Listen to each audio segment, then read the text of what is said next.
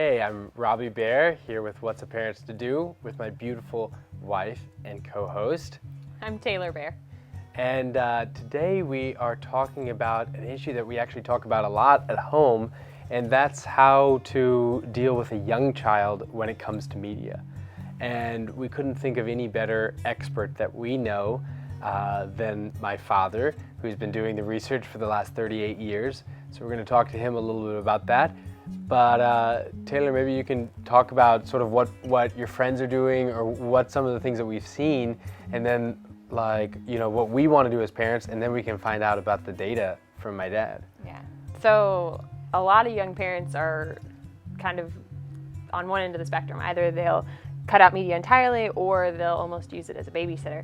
And for us, being that you're in the media industry, we've really been trying to think about what to do for our little 1-year-old and kind of what we want things to look like going forward. Something unique that we've been navigating is the fact that we travel a lot. So I think specifically, like, how do we handle media, like when we're taking 13-hour plane rides, that kind of thing. Let me explain that I used to be head back in the 70s of the TV Center at City University of New York. We had 60 professors who got their minds around this very issue because there had been thousands, at that time 17,000 studies on the influence of the media. And some of those professors had done the studies. One of them was a good friend of mine, Robert Morse.